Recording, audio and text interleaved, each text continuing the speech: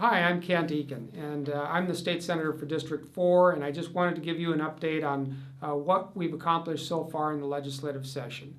The first thing has been the 5% increase, which I was carrying the bill for, a 5% increase for long-term care providers who are providing care for those with disabilities and seniors in their homes. And these are people who have not seen a pay increase in many years.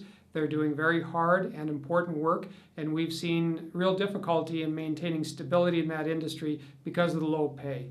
So it was a long time coming. I'm glad we were able to accomplish that. I don't think this is the end of the struggle to achieve fair and adequate pay for those people, but it's a good start. Another issue that we've tackled this year was significant tax relief for middle-income people. That was important, and in that same tax bill, I was able to get a provision included for a study of the impact of the oil boom in North Dakota on Minnesota and on our border communities in particular, and looking for ways to harness the benefits of that oil boom and of the prosperity and the wealth that it's generating for the good of Minnesota. And one of the reasons that we're able to accomplish some of these things this year is because we have the economy moving in the right direction.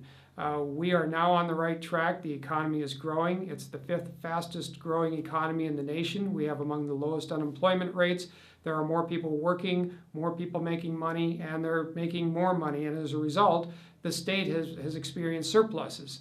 And so that's why we've been able to secure, middle-income tax relief. It's why we've been able to get the 5% increase for those long-term care providers.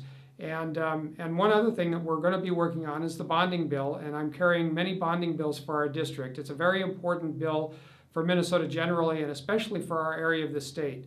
This bill is used for investments in our basic infrastructure. We're investing in things like roads and bridges in our colleges and universities, investing in flood mitigation, which is a top priority of mine, and I'm carrying bills to finish up many of the flood mitigation projects in our area, which is really critical because we're so close to finishing up many of these projects. And as we all know, you don't derive very much benefit from these projects until the last piece is put in place. So it's my goal and my objective to make sure that we put those final pieces in place in order to protect our communities from flooding, provide peace of mind, and provide greater economic growth and opportunity as a result of that.